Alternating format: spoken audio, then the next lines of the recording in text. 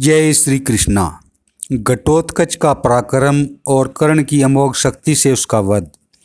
संजय कहते हैं, महाराज राक्षस अलायुध का वध करके घटोत्कच मन ही मन बहुत प्रसन्न हुआ और आपकी सेना के सामने खड़ा हो सिंहनाद करने लगा।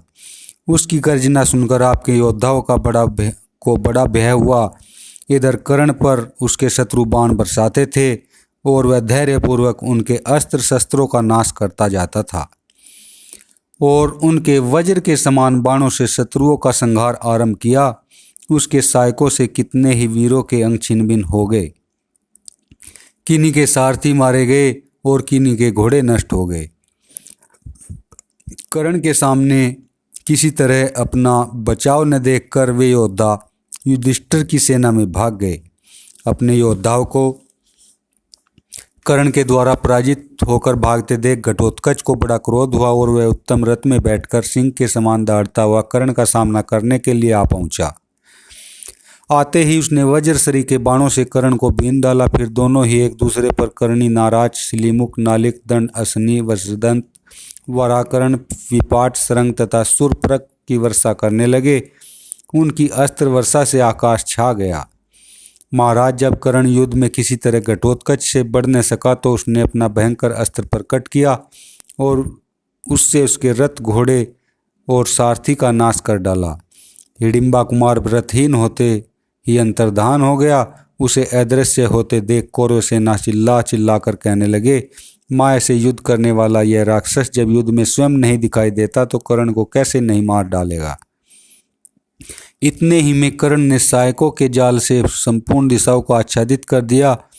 उस समय बाणों से आकाश में अंधेरा छा गया था तो भी कोई प्राणी ऊपर से मरकर गिरा नहीं।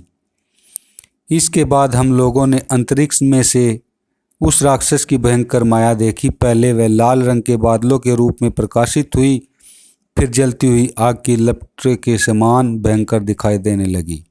तत्पश्चात उससे बिजली प्रकट हुई, उल्कापात होने लगा और हजारों दुंदुभियों के बजने के समान भयंकर आवाज होने लगी। इसके बाद बाण, शक्ति, सृष्टि, प्राश, मूसल, फरसा, तलवार, पटिश, तोमर, परिघ, गदा, शूल और शतघ्नियों की वृष्टि होने लगी। हजारों की संख्या में पत्थरों की बड़ी बड़ी चट्टानें गिरने लगी। वज्रपात होने लगा, आग के समान प्रज्वलित चक्र गिरने लगे। कर्ण ने बाणों से उस अस्त्र वर्षा को रोकने का बड़ा प्रयत्न किया पर उसे सफलता नहीं मिली। बाणों से आहत होकर घोड़े गिरने लगे, वज्रों की मार से हाथी धराशायी होने लगे और अन्य बहुत से अस्त्रों के प्रहार से बड़े बड़े महारथियों का संहार होने लगा। गिरते समय उनका महान आर्तनाद चारों ओर फैल रहा था। घटोत्कच के छोड़े हुए नाना प्रकार के भयंकर अस्त्र शस्त्रों से आहत होकर दुर्योधन के सैनिक बड़ी घबराहट के साथ इधर उधर भाग रहे थे। सब और हाहाकार मचा था। सभी लोग विषादमग्न और भयभीत हो गए थे। उस समय आपके पुत्र की सेना पर भयंकर मोह छा रहा था। कितने ही सूरवीरों की आंतें छितरा गई थी, उनके मस्तक कट गए थे और सारे अंग छिन्न भिन्न हो रहे थे। इस दशा में वे रणभूमि में पड़े हुए थे। जगह जगह चट्टानों से कुचले हुए घोड़े और हाथी दिखाई देते थे। रथ चकनाचूर हो गए थे। उस समय काल की प्रेरणा से क्षत्रियों का विनाश हो रहा था। समस्त कौरव योद्धा घायल होकर भागते हुए, यह सेना नहीं है, इंद्र आदि देवता पांडवों का पक्ष लेकर हमारा नाश कर रहे हैं। इस प्रकार जब कौरव विपत्ति के महासागर में डूब रहे थे उस समय सूतपुत्र कर्ण ने ही द्वीप बनकर उनकी रक्षा की। वह सारी शस्त्र वर्षा को अपनी छाती पर झेलता हुआ अकेला ही मैदान में डटा रहा। इतने ही में घटोत्कच ने कर्ण के चारों घोड़ों को लक्ष्य करके एक शतघ्नि चलाई। उसके प्रहार से घोड़ों ने धरती पर घुटने टेक दिए और उनके दांत गिर गए, आंखें और जीभें बाहर निकल आई। फिर वे निष्प्राण होकर गिर पड़े। घोड़ों के मर जाने पर कर्ण अपने रथ से उतर पड़ा और मन ही मन कुछ सोचने लगा।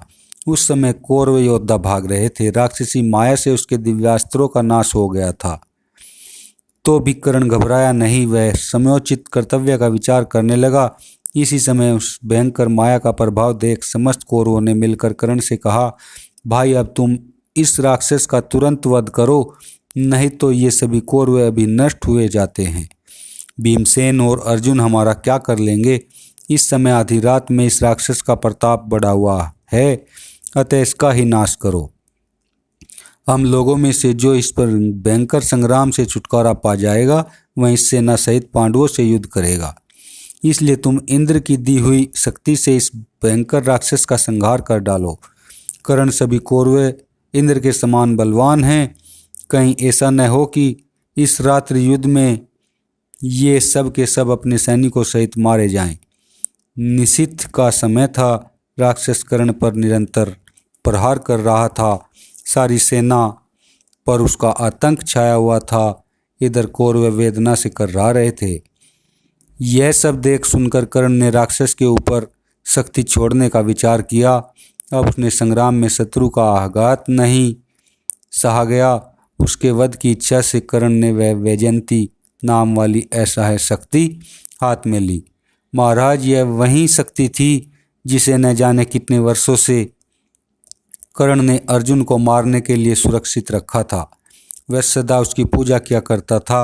मृत्यु की सगी बहन अथवा लपलपाती हुई काल की जिहा के समान वह शक्ति कर्ण ने घटोत्कच के ऊपर चला दी।